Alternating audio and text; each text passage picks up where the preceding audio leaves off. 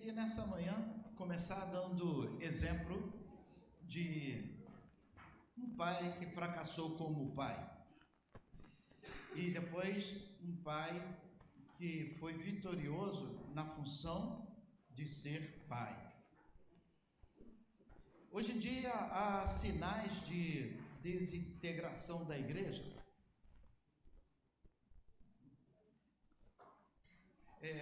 Há sinais de desintegração das famílias por todos os lados. Há índice de divórcios chegando a 50% em alguns países da Europa, ou seja, de cada 100 casamentos, 50 estão terminando em divórcio. A infidelidade conjugal, que era entre aspas, um fator masculino, agora também, ao invés de diminuir o fator masculino, agora a infidelidade conjugal também está atingindo 60% das mulheres, ou seja, alguns casamentos sendo desfeitos por conta de infidelidade por parte das mulheres. Mas infelizmente os homens ainda são campeões, 80% de infidelidade no casamento, e que venha ao divórcio é devido aos homens. Uma pesquisa realizada recentemente com 3.600.000 crianças, foi constatado, e foram em várias partes do mundo, foram constatado que dessas crianças, 14% desse grupo, que o número é muito alto, vieram de pais solteiros. O restante, 40%, viviam em lares separados. E um número alarmante de pais com menos de 18 anos de idade tem crescido muito aqui no Brasil. Então, jovens que ainda não têm uma noção da vida já estão partindo para essa responsabilidade paterna. Pornografia tem escravizado os homens. 30% da população masculina do nosso Brasil é vítima da pornografia e 8% no caso das mulheres.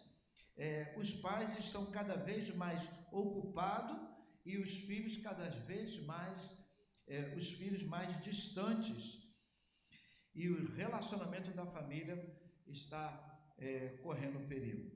Então, começar a mensagem no Dia de Pai com estatísticas, pesquisas alarmantes como dá vontade de chorar, dá vontade de desistir. E vai piorar ainda, que eu quero dar um exemplo de um homem que era sacerdote, um homem que tinha tudo para ser um grande pai, porém, era um grande homem, mas um pai fracassado.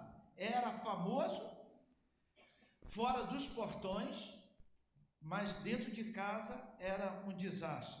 Cuidava dos outros, muito bem, mas esqueceu da sua própria casa. Quem é este homem? Sacerdote? Eli. Então a igreja já sabe que Eli é um exemplo de um grande homem, um grande sacerdote, mas um homem que deixou a desejar. Ele tinha uma posição respeitadíssima. 1 Samuel 4,18, depois os irmãos que estiverem anotando poderão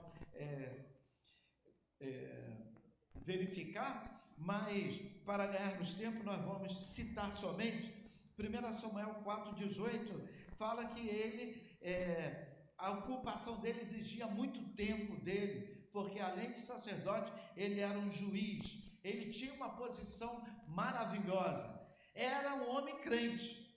A Bíblia diz, 1 Samuel 2,11, o seguinte: então Eucana foi a Ramá, e a sua casa, porém, o menino com a sua casa. Porém, o menino ficou servindo ao Senhor perante Eli. Então, ou seja, o Samuel ficou servindo ao Senhor perante Eli. Ontem eu estive num aniversário com a Dalva, e depois resolvendo um problema de família, e Davi estava junto. Então, Davizinho estava junto. E Davi sabe muito bem a história do Eucana. E ele conta do jeito dele. Ele chama o Eucana de pastor. Aí, pastor Nelson. Ele chama o Eucana de pastor, né? Um pastor que fracassou. Mas, para que as crianças entendam, Eucana era um pastor. Era um homem que cuidava do rebanho. Só que tinha uma função específica, porque naquela época a palavra de Deus era dirigida a este homem como sacerdote. Então ele era um homem de posição muito respeitada, era crente, era um homem espiritualmente sensível. Quando Samuel está naquele episódio de um sonho, dizendo assim, olha, o Senhor me chamou. Então ele não pensou duas vezes, é o Senhor que está te chamando. Olha a sensibilidade desse homem, é o Senhor que está falando contigo. Quando ele te falar, tu vai dizer, fala, Senhor, que teu servo ouve. Então ele sabia ensinar, mas não sabia viver. Fala, Senhor, que o teu servo ouve. Então era um homem espiritualmente muito sensível à palavra. Era um líder estável, estava sempre trabalhando na congregação, dentro dos seus plantões. Porém, esse homem que tinha tudo para ser bênção, ele teve filhos para ser bênção, porém, os filhos não foram bênção. Os filhos tinham um pai crente, os filhos tinham um líder de alta patente na sociedade. Eles nasceram numa família sacerdotal, e aquilo era uma loteria na época. Então os filhos nasceram nessa família, uma família sacerdotal. Eles se tornaram sacerdotes, mas seguindo o exemplo de um sacerdote que fracassou, e eles fracassaram junto com o exemplo que eles abraçaram. A Bíblia diz que esses filhos do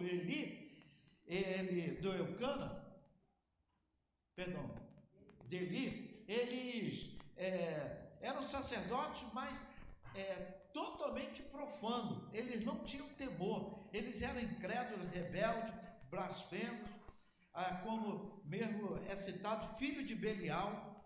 Eles eram sacerdotes, mas viviam na imoralidade,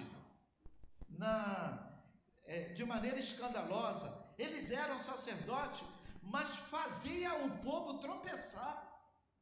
Olha o exemplo ruim desse homem, que conseguiu passar esse legado negativo para... Não existe legado negativo, né? Me dá um desconto. Mas esse mau exemplo para os seus filhos. Eles eram sacerdotes, mas não ouviram o conselho nem a advertência na hora H.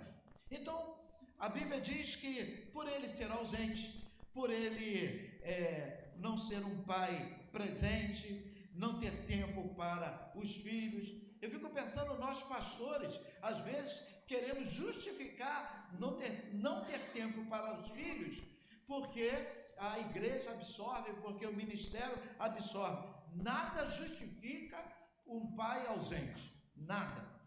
Nada justifica. Porque se eu trabalho muito para sustentar os meus filhos, isso é louvável, mas eu tenho que arrumar tempo. Porque senão o dinheiro que eu estou conseguindo com o meu trabalho, depois eu vou ter que gastar de maneiras terríveis. Seja com terapeuta para tirar do vício, seja com médicos, sejam, enfim. Então, nada justifica um pai ausente. Filho, ele não quer ver discurso. Os filhos estão aqui ouvindo, muito bem, pastor, pregou muito bem. Mas se o pai não vive, não adiantou. Então, o filho, ele precisa ver o pai. Você quer que seu filho seja dizimista? Ensine o seu filho a ser dizimista. Como? Abrindo a palavra e lendo? Ok. Mas vivendo. Aí o seu filho vai ser dizimista. Você quer que seu filho esteja no culto participando? Venha. Você quer que o seu filho seja respeitoso, honre a esposa dele ou o marido dele quando eles casarem? Então faça isso agora. Ou seja, é necessário ter esse sentimento que a ausência traz um prejuízo muito grande. Eu não posso permitir substituição. Não, na Bíblia, me dá um desconto que eu vou falar, na cabeça de Deus, ou seja, no molde que Deus projetou para o homem, nunca existiu o asilo, nunca existiu o asilo. Era um filho que tinha que cuidar do pai velhinho. Ouviu, Tiago? Você é o único aí? Então, ou seja, nunca existiu o asilo. Nunca existiu. Também nunca existiu creche. Era a mãe, era o pai que tinha que educar. Nunca existiu a escola institucional. A educação vinha de casa. Era esse o modelo. Porém, facilitou. Para nós pais, facilitou. Mas também o prejuízo, a fatura foi grande. Eu quero dizer para você que o Senhor sempre projetou uma família estável, uma família onde os valores do pai passassem para os filhos, os valores das mães passassem para a filha, para o filho e assim sucessivamente. Porém, o Eli foi um pai omisso que não abriu o olho para ver o sinal de perigo no seu lar. Agora eu quero que você leia 1 Samuel capítulo 2, do verso 22 ao verso 24. 1 Samuel capítulo 2, 22 a 24. Era, porém, esperar ali para os irmãos lerem enquanto eu... 1 Samuel, isso, 22 até o 24. Toda a igreja.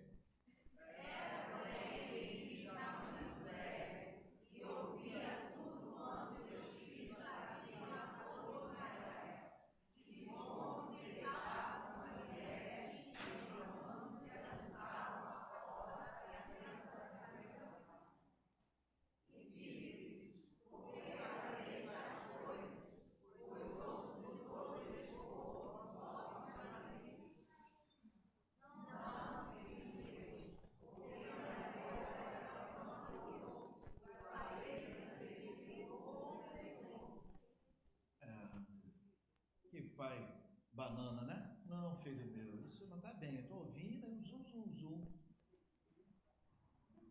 Os vizinhos estão falando, preocupado pelo que ele estava ouvindo. Cadê a repreensão? Cadê a chinela havaiana? Não tinha, pastor.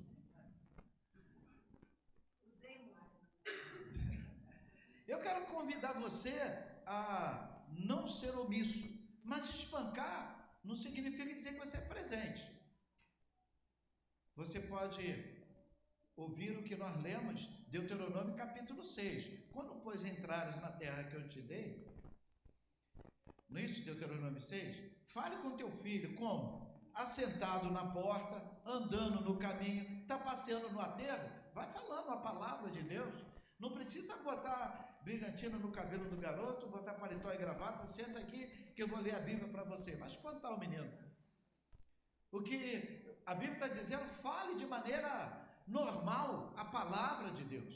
A palavra de Deus tem que entrar no coração dessa criança como? você falando, você compartilhando, você tomando um café e batendo papo, almoçando, você assando lá uma asinha de galinha que é barata e conversando, comendo asinha de galinha e conversando.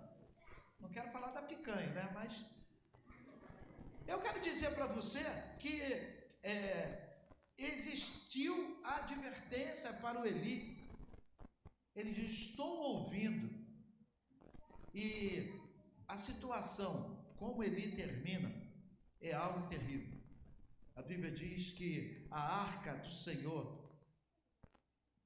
foi levada, ele cai da cadeira porque estava muito obeso, nem a cadeira aguentou com ele, caiu da cabeça, a cadeira quebrou o pescoço, morreu. Enfim, o perigo, o que eu quero dizer com essa palavra negativa é o seguinte: primeiro, o perigo de cuidar dos outros e não cuidar da própria família. Repita. O perigo de cuidar dos outros e não cuidar da própria família. Segundo, o perigo de ser famoso fora de casa e omisso e negligente dentro de casa. Então, eu não posso ser famoso. Todo mundo, pastor, uma bênção. Pastor, uma bênção. Tiago festeja quando a bênção saiu de casa. Eu não aguento mais essa bênção em casa. Então, eu não posso ser assim. Eu preciso ser um pai presente. Terceiro, o perigo de nos acostumar com as coisas sagradas. Você vem todo culto, canta talvez os mesmos hinos, os mesmos louvores, lê o mesmo texto. Você já está acostumado. Vamos ler a Bíblia. Aí você já pula, já fica de pé. Aí quando o pastor fala, pode ser sentado. Esse pastor não é crente. Eu aprendi que é em pé, mas nem sabe por que é em pé. Porque já vai no automático. Você não se coloca em pé porque eu quero ficar de reverente que é o Senhor. Mas você pode ficar reverente sentado. Então, ou seja, o automático. Então, a família de Eli se acostumou com a arca. Olha, a arca, depois que a arca saiu, os filisteus levaram e deu aquela confusão. Depois vai para a casa de um homem chamado Obed-Edom. A arca ficou 3 meses na casa desse homem. E foi uma festa. A arca na casa daquele homem, tudo prosperou. O homem ficou muito bem. E a arca estava na casa de Eli, e ao contrário, tudo ia mal. Porque todo mundo acostumou com a arca. Não tinha mais o temor. Nós acostumamos com a Bíblia. Meus filhos acostumaram de ter na minha casa lá quase umas 10 Bíblias. Então, talvez por essa quantidade de Bíblia e por a Bíblia não ser aberta, talvez os filhos não valorizem. Então, nós às vezes nos acostumamos com o sagrado. Isso é muito perigoso. O perigo de nos conformarmos com o pecado dos nossos filhos. Tiago está assim porque está andando com Isaac, filho do pastor Tito. O Jonathan, meu neto, está assim porque está andando com... Me ajuda aí alguém. Com o filho da pastora Joyce. Então eu quero sempre terceirizar. A culpa nunca é minha. Pronto. O Jonathan está assim porque está andando com a Luna. Oh, meu Deus do céu. Então, ou seja, irmão, não se acostume. Não terceirize, o problema é nosso, o problema é teu, o filho é teu, Deus que te deu para você tomar conta.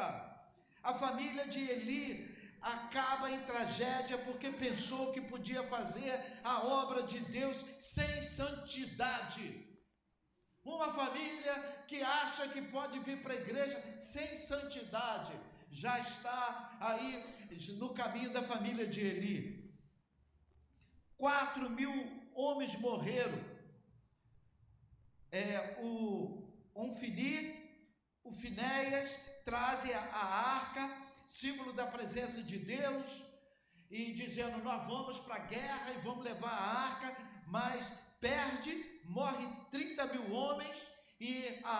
elevada, não representou nada, porque não era o objeto, era a santidade. A santidade. Vir para a igreja sem santidade. E hoje, domingo, eu tenho que ir. Puxa vida, já terminou a semana e já é domingo, eu tenho que ir para a igreja. Vou. Vai para a cama dormir. O Senhor não quer nada obrigado. Ele quer que você venha querendo emprestar ou dar a Ele uma adoração. Eu acho interessante que nunca mais esqueci esse termo, quando a arca é levada, uma das noras do Eli coloca o nome do seu filho de Icabô. Icabô significa foi-se a glória de Deus. Os nomes significavam a situação que eles estavam vivendo. Então, aquela criança carregou, foi-se a glória de Deus, vem cá, foi-se a glória de Deus. Olha que tragédia. Foi-se a glória de Deus e acabou, foi-se a glória de Israel. Bem, mas eu quero que você abra a sua Bíblia agora em Jó capítulo 1. E eu quero encerrar com esse pai que fez a diferença. Você viu Eli, um pai omisso. Agora você vê um pai que faz a diferença. Repita comigo, um pai que faz a diferença.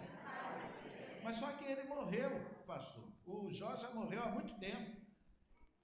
Dizem os estudiosos lá do Betel que antes mesmo de escrever o Gênesis já tinha o livro de Jó. Então, ou seja, é um livro antiguíssimo. Então, um pai que fez a diferença, não, um pai que faz a diferença com você, falando para você e falando para mim, amém? Jó capítulo 1, verso 4. Se você prometer que você vai manter no livro de Jó, vai me ajudar muito. Depois eu dou um outro bombom aqui, escondido todo mundo. Vamos lá, toda a igreja.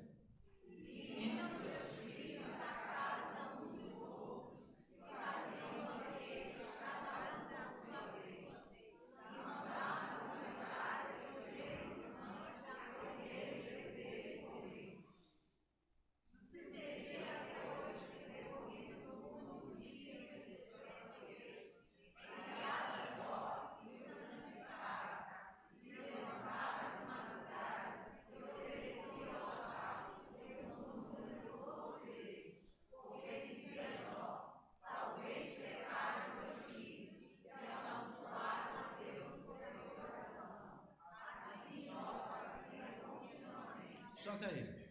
Vamos lá. Assim Jó fazia. Então vamos tirar o continuamente, eu vou dizer sempre. Vamos lá. Não era porque um dia soube que o filho se envolveu numa briga, descobriram que o filho estava bêbado, o vizinho viu, eu vou orar. Não, a Bíblia diz, todos, não tira esse versículo não, olha, observa. Sucedia que depois que os filhos iam para a festa, havia banquete.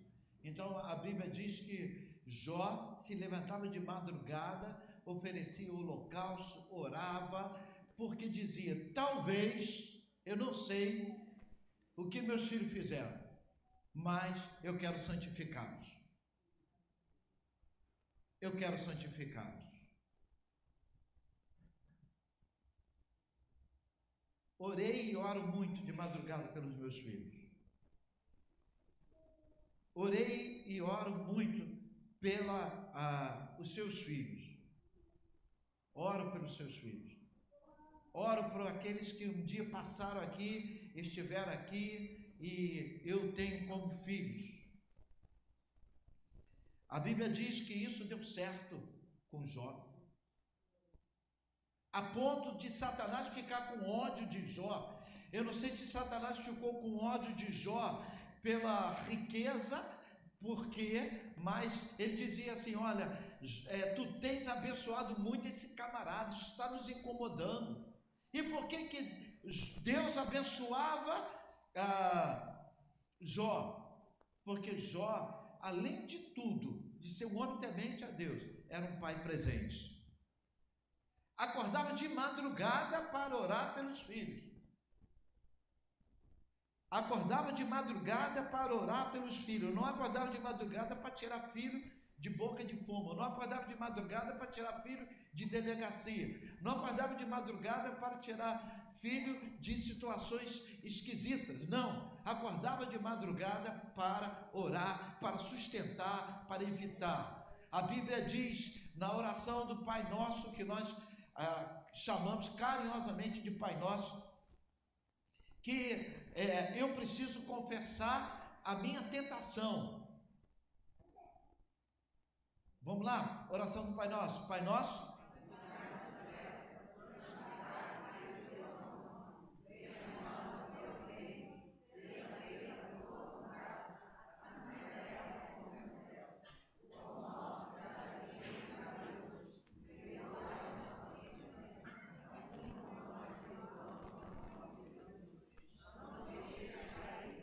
Só até aí. Então, ou seja, Jesus está dizendo, antes de cair na tentação, peça a Deus, Senhor, eu não quero cair na tentação. Que a frase de efeito é, quem não confessa tentação vai confessar pecado. Quem não confessa a tentação vai confessar pecado. Quem não confessa a tentação vai confessar a Bíblia diz que o Jó, ele antes mesmo, eu não sei o que meus filhos fizeram, Senhor, mas antes de estourar a bomba, de vir vizinho reclamar, eu quero, abençoa os meus filhos. Abençoa os meus filhos. Você que é pai, que tem seus filhos aqui, aquele que vai profetizar, que vai ter, levanta a sua mão e diga assim, abençoa os meus filhos. Fale, pai, você que é pai, e mesmo que ainda não é pai, mas já profetiza, já dificulta para Deus, já abençoa o meu neto, tu nem pai é ainda, e já fala assim, abençoa o meu neto, vai lá. Então, ou seja, o Jó, ele se antecipava. E eu quero dizer nessa manhã, para o pai que fez a diferença, foi o pai que se antecipou. E eu concluo dizendo para você nessa manhã, Jó era um homem que intercedia pelos seus filhos. Decorria os dias dos banquetes, chamava Jó seus filhos e os santificava. Santificar significa assim, separava. Vamos fazer aqui um jejum. O Wagner está estimulando nós homens a fazermos jejum. Então vamos fazer jejum. Jó era intercessor dos seus filhos. Jó era perseverante em orar pelos seus filhos. Jó era um homem que amava a sua família. Se teve uma coisa que deu mais raiva no diabo, foi a família desse homem. Porque esse homem, ele fazia tudo pela sua família. O seu filho não quer só o celular. Eu estou facilitando para os filhos, estou dizendo só. O seu filho não quer só o celular de primeiro. O seu filho te quer presente. O seu filho não quer somente uma escola elite. O seu filho te quer presente. O seu filho quer ser repreendido. O filho quer ser repreendido pelo pai. Essa história de dizer assim, eu quero ser amigo do meu filho. Seja pai primeiro. Pai com P maiúsculo. Aí você pode ser amigo, pode ser botafoguense, você que sabe. Mas seja pai primeiro. Por quê? Eu termino aqui. Fica em pé para fingir que está acabando. Não falei que está acabando. Não me cobra. Por quê? Eu quero terminar com João 17. João 17, para mim, na minha Bíblia, você vai ver que está tudo marcado. João 17. É um momento de agonia de um pai, de um filho pelo pai. O Getsêmani é algo maravilhoso. Foi algo maravilhoso. Mas João 17 é a oração sacerdotal de Jesus. Eu quero convidar você a pensar, por que eu tenho que honrar o meu filho? Porque Deus honrou o pai. Deus honrou o pai. O Estelinha levou a Lúcia, levou o Wellington, não levou a gente, ó. Está todo mundo com o almoço lá na Estelinha. Depois vocês cobram, até vocês ficaram. Eu fiquei também. Eu quero convidar você nessa manhã a orar. Orar agora pelos seus filhos. Orar agora pelos filhos que Deus vai te dar. Orar agora pelos filhos dos seus filhos. Orar agora pelos filhos da sua irmã, pelos filhos do seu irmão, pelos filhos do seu amigo de trabalho, pelos filhos da amiga de trabalho. Ore por eles, para que o Senhor possa fazer resplandecer a graça dele sobre nossas vidas. Olha o texto que nós começamos o culto. Aquele que teme ao Senhor possui uma fortaleza segura, refúgio para os seus filhos. Provérbio 14, 26. Que o Senhor complete essa palavra em seu coração.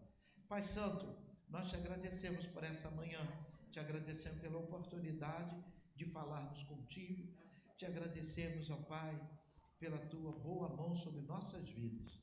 Queremos, Senhor Deus, te glorificar, te exaltar, bendizer o teu nome nesse dia, dizer que tu és o nosso Pai. Tu és o nosso Pai. Queremos dizer nessa manhã, tu és o nosso Pai. O nosso modelo de Pai vem do céu. Tu és o Pai que não erra, tu és o Pai que não está ausente, tu és o Pai que nos deu um nome que está acima de todos os nomes. E se o Pai da terra falhou, o meu modelo é o Pai do céu. E se o Pai da terra falhou, eu posso amá-lo porque o Pai do céu não falha. E nessa manhã, queremos te glorificar, assim como Jesus, que levantou os olhos para o céu e abriu o coração ao Pai. Em nome de Jesus, amém.